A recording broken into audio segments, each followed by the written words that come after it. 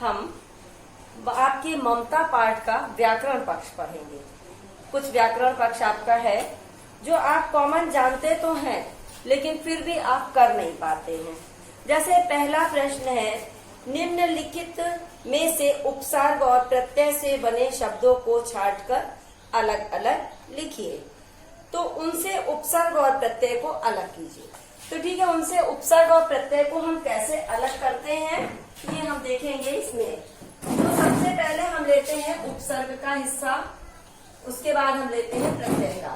तो ये आपके हैं शब्द जो आपके उपसर्ग से युक्त है, दूसरे हैं आपके उपसर्ग। तो ये उपसर्ग से युक्त शब्द हम इधर लिख रहे हैं, दुश्चिंता।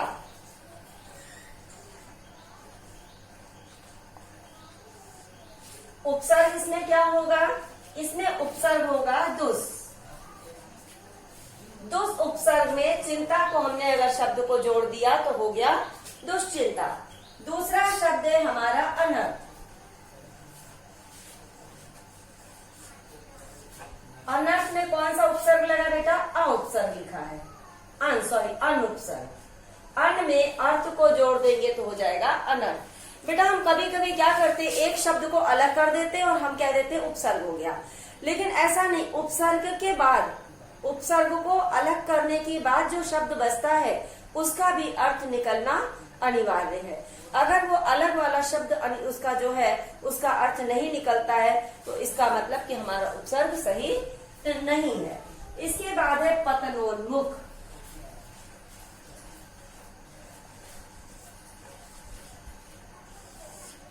ये आपका जो शब्द है इसमें होगा प्रत्यय आपका, इसमें आपका उपसर्ग होगा, नहीं ये उन्मुख प्रत्यय, मुख प्रत्यय आएगा, ये गलत। उपदेश, इसमें आएगा उपसर्ग। उप में अगर आप देश जोड़ दोगे तो देश माने भी आपको पता है क्या होता है, और उप माने क्या होता है? छोटा। विरक्त,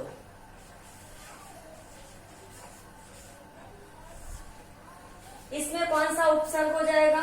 वि उपसर्ग हो जाएगा। क्यों? रक्त माने क्या होता है? सबको पता है ना, खून होता है। और वी माने अलग कर देना, अतिथि।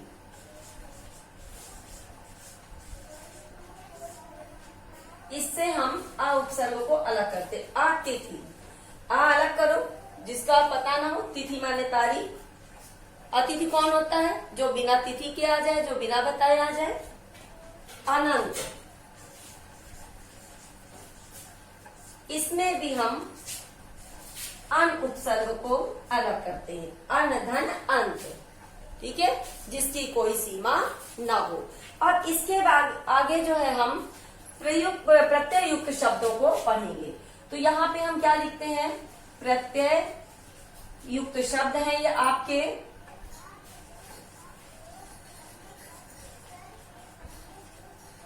और हम इधर लिख देंगे प्रत्यय, जिन्हें हम अलग करते हैं। तो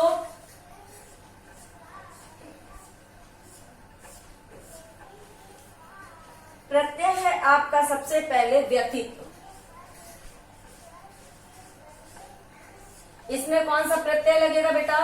इत प्रत्यय लगेगा। व्यथा धन इत। उसके बाद आपका जो शब्द है वो है पीलापन। पीलापन में क्या है? पन प्रत्यय है आपका। मंत्रित्व, इसमें कौन सा प्रत्यय बेटा? तो प्रत्यय है।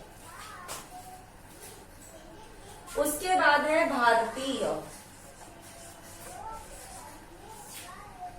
इसमें बेटा आपका होगा ईय प्रत्यय। भारत धन ईय। ये प्रत्यय से और भी बहुत सारे बनते हैं, भारतीय, स्वदेशीय, पंचवर्गीय,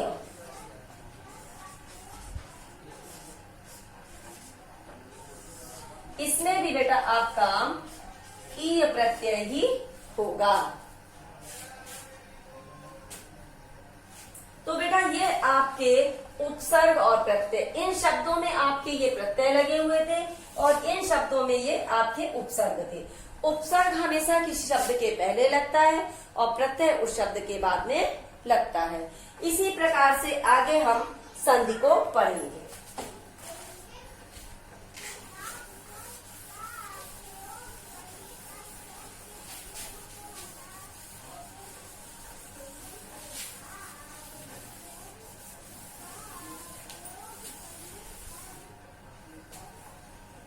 संधि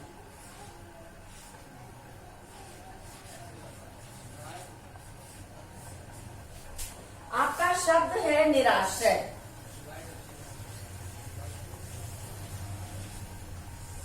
इसका हम संधि विच्छेद करते हैं तो क्या लिखते हैं? नेह धन आश्रय।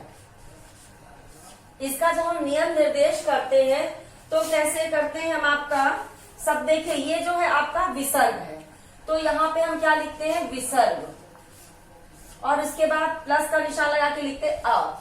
विसर्ग और आ को जब हम लगाते हैं तो यहाँ पर ये बिंदु बन जाती है, तो इसका क्या हो जाता है? रा हो जाता है। ठीक है, निराश्रय। उसके बाद है दुश्चिंता।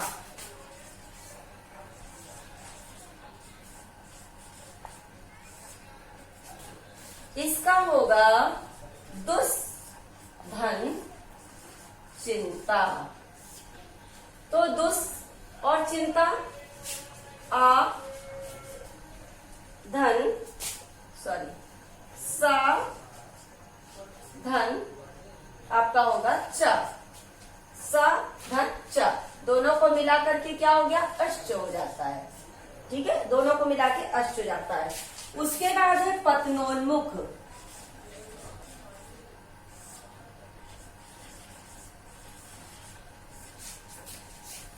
पतन धन उन्मुख, पतन की ओर अग्रसर। अब देखिए आ धन उ, दोनों को जब हम मिलाते हैं तो हो जाता है ओ, पतनोन्मुख। इसी तरह से बेटा और शब्द है भग्नावशेष।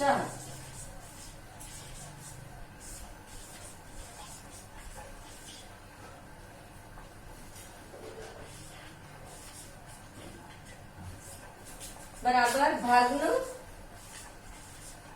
धन अवशेष। बेटा धन हम प्लस को कहते हैं, अक्सर बच्चे पूछते हैं ना मैम धन क्या होता है? धन प्लस को कहते हैं। आ धन आ बराबर आ, दीर्घ संधि, दोनों को मिला के हो गया भग्नावशेष।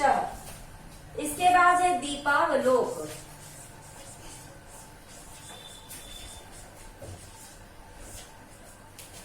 दीप धन आलोक। दीपक को आप जानते हो क्या होता है? आलोक माने होता है प्रकाश। बराबर क्या होगा? आ धन आ धन आ बराबर आ। इसके बाद आपका शब्द है हताशा। इसको जब हम संधि विच्छेद करेंगे तो हो जाएगा हत धन आशा। यहां भी आ धन आ बराबर आ हो जाएगा। इसके बाद एक और शब्द बचता है आपका अश्वारोही। ये हम ऊपर लिख दे रहे हैं मिटा करके, क्योंकि मेरे पास स्पेस नहीं है। अश्वारोही।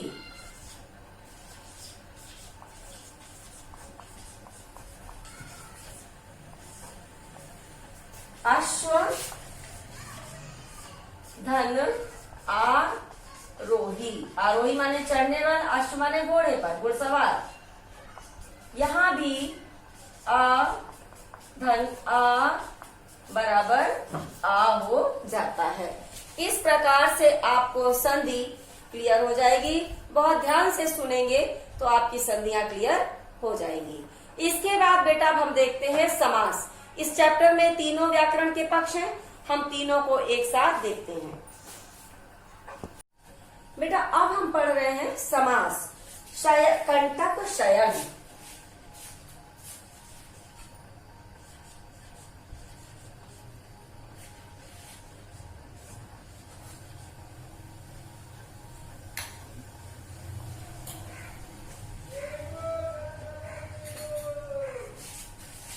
सबसे पहले है कंटक शयन।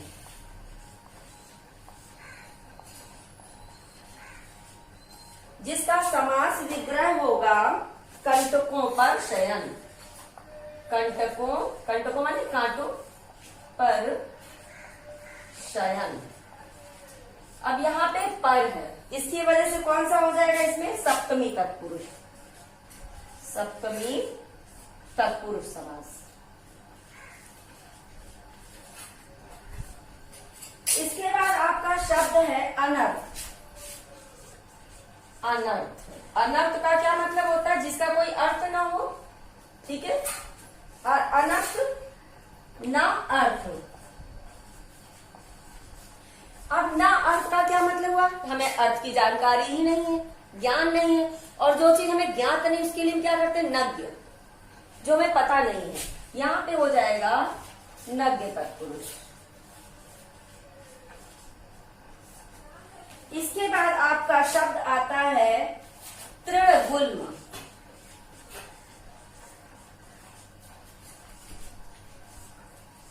तृण का मतलब होता है तिनका, गुल्म माने समूह, तिनकों का समूह। तो यहाँ पे क्या हो जाएगा? तृणों का गुल्म।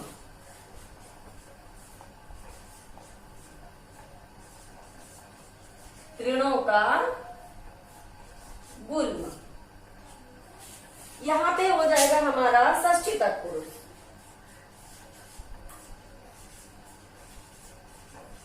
क्यों हो जाएगा? क्योंकि का की के संबंधवाचक जो होते हैं वो षष्ठी में होते हैं। इसके बाद हमारा है वंशधर। वंशधर अर्थात वंश को धारण करने वाला।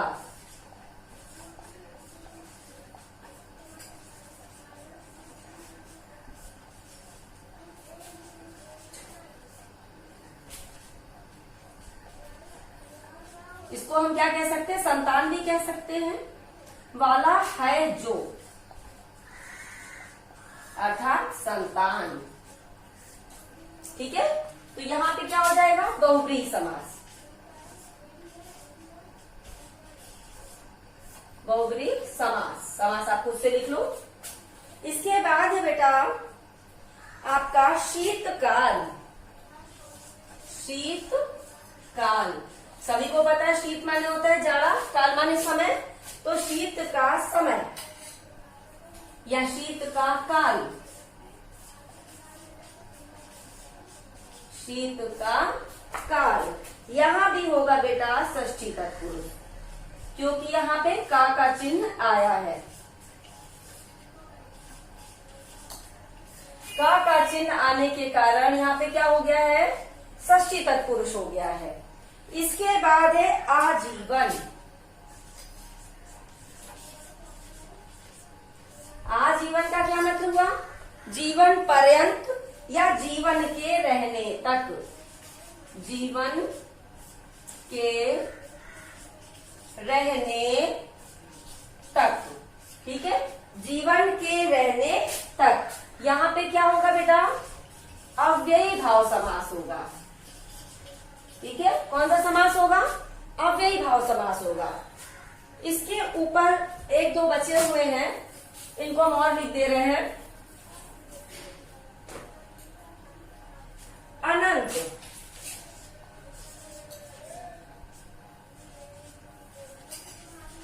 अनंत का क्या मतलब हुआ? ना अंत, जिसका अंत ना हो, ठीक है, ना अंत। अब जिसका अंत कहीं है ही नहीं है, हमें पता ही नहीं है कहाँ अंत है, तो यहां भी होगा नज्ञ तत्पुरुष। नज्ञ तत्पुरुष समास। अब आपका बचा है इसमें अष्टकोण। अष्टकोण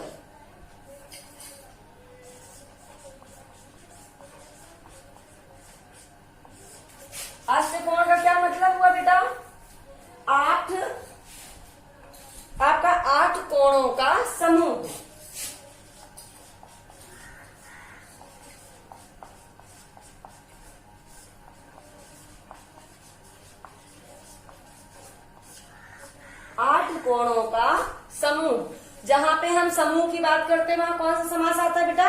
द्विगु समास आता है।